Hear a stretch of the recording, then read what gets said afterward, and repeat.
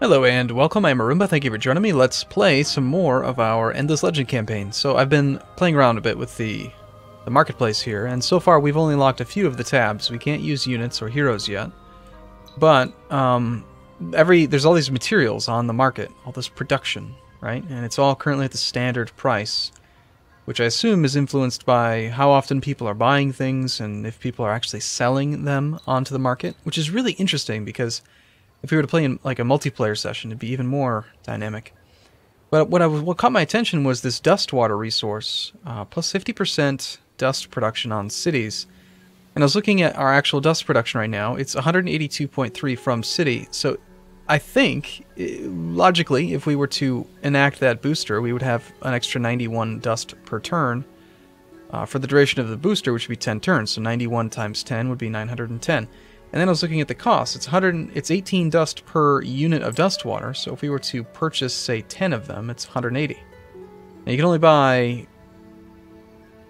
10. Oh, market tax plus 25%. What's that? It says 180. Are we actually going to pay 180, or are we going to pay 180 plus 25%? Anyway, even if it was 180 plus 25%, that's still 220, 225-ish, whatever. It's still half as much as we should be able to make. So let's try it. Let's first off see if this is 180. Why is it saying 25% tax? How much exactly do we have? 1275.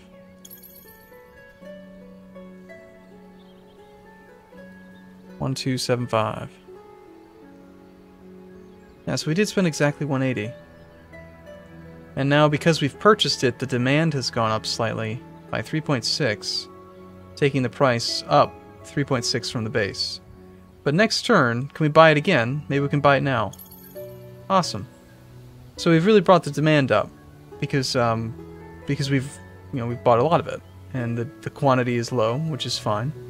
But now we should be able to go to our Empire Management, and we should be able to enact the dust water. Again, we were making 182. Let's enact this dust water. I'm sure.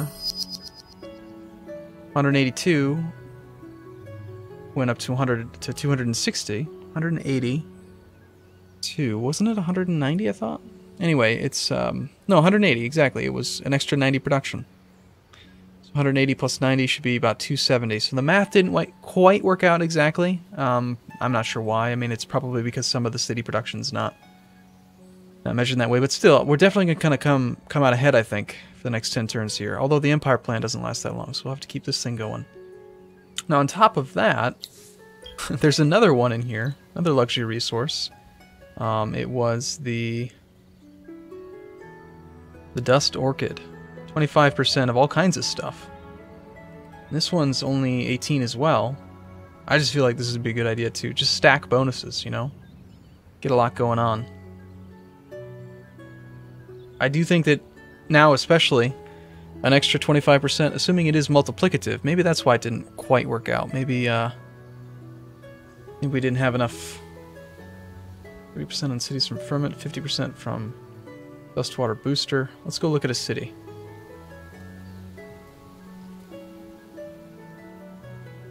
It's getting 26 from booster.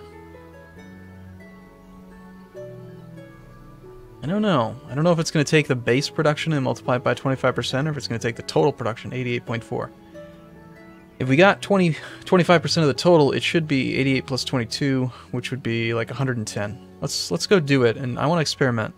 I love learning how stuff works in games like this. Let's buy some Dust Orchid. We'll buy 2 units of 10.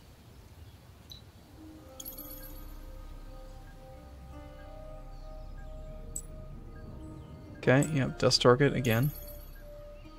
So that'll give us enough, and I've already forgotten what I was looking for. It was this city, if it's going to go up to 110. So Gleka.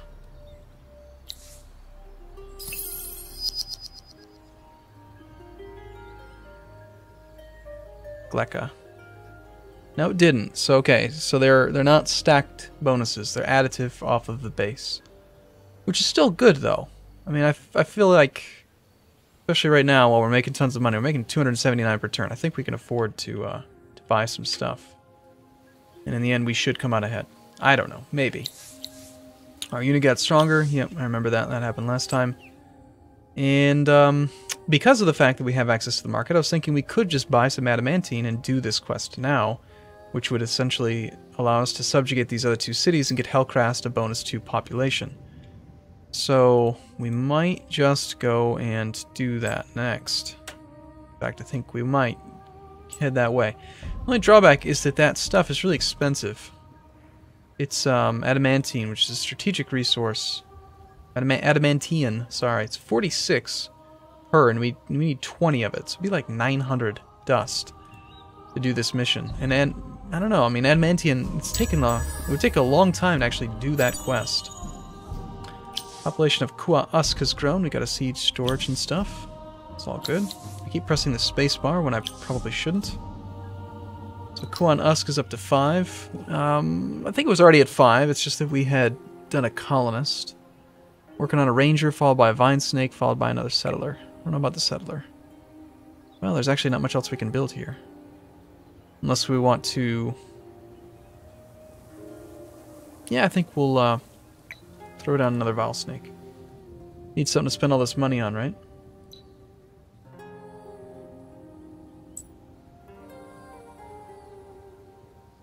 Maybe we can even pick up this other ranger on our way by.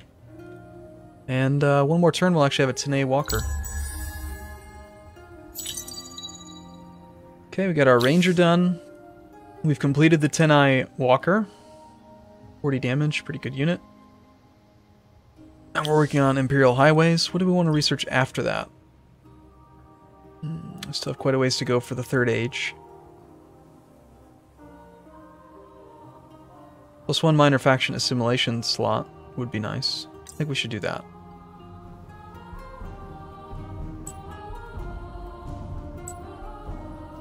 Notice how boroughs have, right here you can see it, 0.5 movement cost. So you can travel exceptionally quick through your cities, which is one of the reasons why I had experimented in my solo campaign by putting cities on the edge of a region to see if I could create like a road. But that's probably the purpose of roads. Shocking, right? What are you working on? Sisters of Mercy, you're going to upgrade that. Okay, good. That seems reasonable. Sisters of Mercy, Mill Foundry, Vile Snake. Okay. Go ahead and pop this ranger out. Now we go meet up. And we are out of movement, but we will head that way. The following turn. Now the Tenay Walker, do we want to make him? Maybe we want to customize him before we actually make one. Also, our hero doesn't have any bonuses to, No, he's not very good. Well, if governor, +1 industry per person. And 1%. So he's not that great at managing cities, which is fine. He's a ranger. He's got fancy pants weapons. Well, let's go look at these units. Let's look at this, see if we can maybe make him better. So it's like a satyr, or a... I don't know. Doesn't really actually look like it has a face. I don't know, I guess it's in there. He's got a big butt. He's naked. Interesting animal. It's like a satyr or like a minotaur kind of thing. It's got like the hooves and head kind of appearance. Anyway, we could give it a titanium weapon. +31 attack value, 14 damage, 5 initiative. Or we could give it claws. Item, two-handed claws. Two-handed axe. 31, 5, 14. 31. So less initiative, more damage. Right now, it's just got basic claws, iron claws. Out of curiosity, if we did give you this thing, it'd only make you do 6 more damage.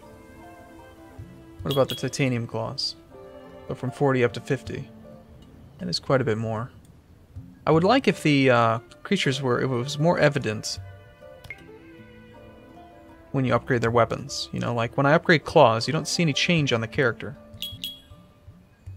But I guess it's asking too much. Claws, iron, great. Claws, titanium, good. Claws iron, good. So 15 and 8. 30 production, 20 production. So we could just do tier 2 regular claws.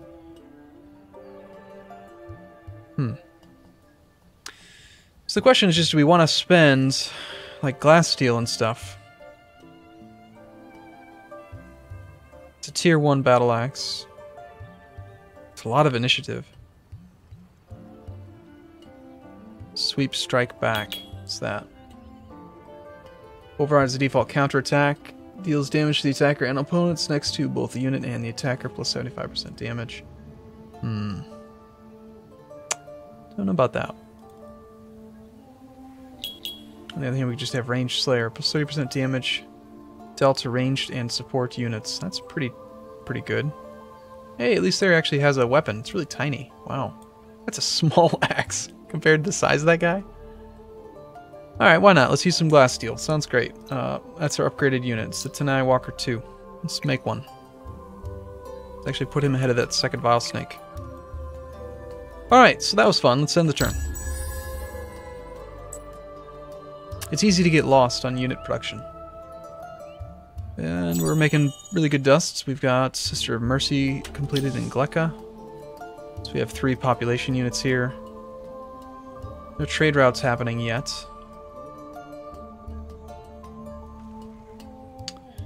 Because of the population, we could do another burrow here. Pretty much no matter which way we expand, it's still going to mostly just be an extra 3 tiles. We'll take these 3 for now. Queue that up. Is that more important than the sewer system? Or the public granary? Yeah, maybe. Well, it's going to lower our... Let's get the granary first. We could be buying all of this stuff. I took the... didn't I get the science that it decreases the costs of purchasing things? I think I did. Yeah, 25% building and unit buyout reduction. We've got all this money. Maybe we should just buy stuff. We could just outright buy the damn burrow. You know, make it way better.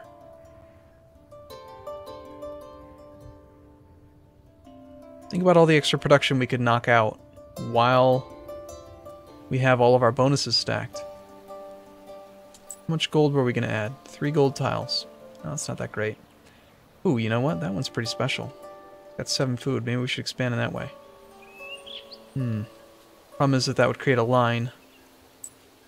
And why did I want this one? What was special about this tile? Oh, it's got the anomaly. Exotics. We already had the production there, though. I don't know. I guess I wanted maybe the production or something.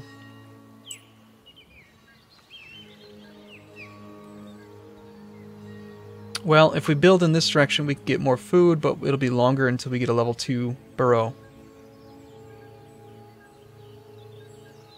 If I build one here... Well, it's not that big of a deal, is it?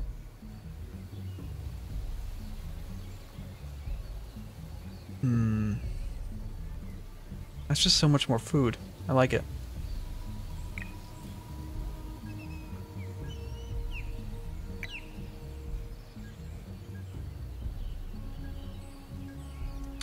Alright, so while we're building it, here, look at this thing. Okay, so it says -1 food on city tile, +1 gold, +1 science, 1 influence, -10 approval. But then it says +2 gold, +2 science, +2 influence per level on city tile. +15 per level on city tile can be used as a resource extractor. So if we were to wrap these around and have a tile that has 4 adjacent ones, then we get that level 2 bonus. Which gives 15 per... So it gives an extra 15 approval.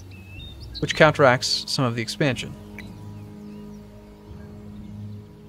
So no, we're going to go for that. And let's just buy the damn thing. I think it's fine.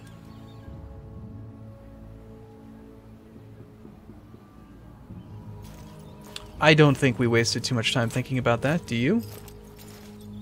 You say no, Arumba. Of course not. That was a great decision. Alright.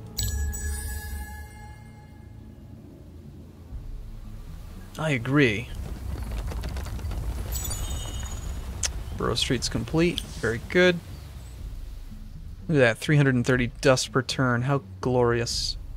And it looks like we can reach this in one turn here. This is the target site, right? Quest too many chiefs. Yes, so bring a hero with 20 of Adamantian to the other Delvers village located in the same...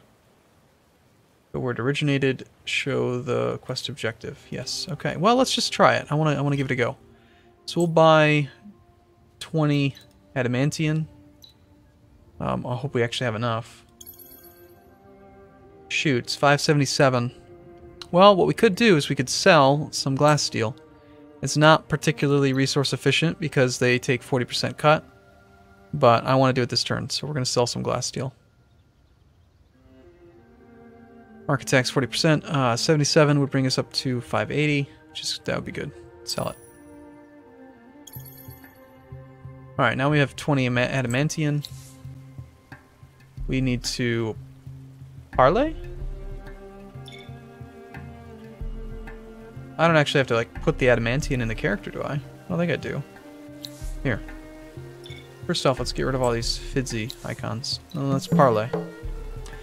You pleased the Delvers who told you what you actually need to do. Bring a hero with 20 unit of Adamantian to the other Delvers village. We got 60 dust and pacification. Good. All's well that ends well. In fact, the leader of this village is the youngest but by far brightest and most useful of a group of siblings. Though the others hate to admit it, by gaining the trust of the young leader of this village, you have effectively pacified this minor faction. Cool, so we should have just gained 2 more population here, and there was the third city that we destroyed. So we'll need to repair that one. But I don't know if that was worth it. You know, it was like 900 some dust, almost 1,000 dust. That's only like 3 turns worth of income at this point. But we gained 2 pop, making 7 dust with all the modifiers, so... I don't know. Still seems like a good idea. And these were the Delvers, so perhaps we should consider...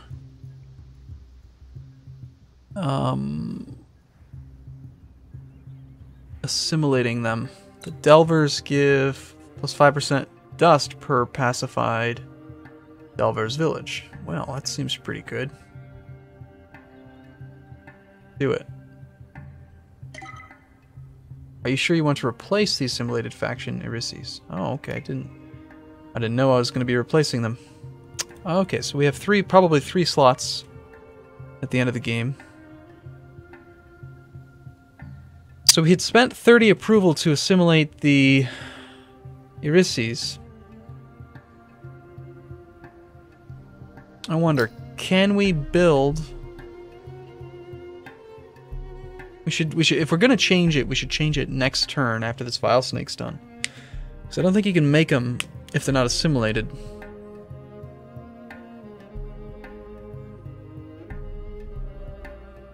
I don't know. It's hard to say. A minimum of 4 ranged into faction units. Well, we do have 4 ranged units. And we're making a faction unit now. That was only 349. Next turn we could just buy it. Alright, cool. Well, I'm going to take a break here. I feel like we're doing alright. I don't think we're going to die yet. And, yeah. So I'll see you again in the next video. Thanks for watching, everyone. See you soon.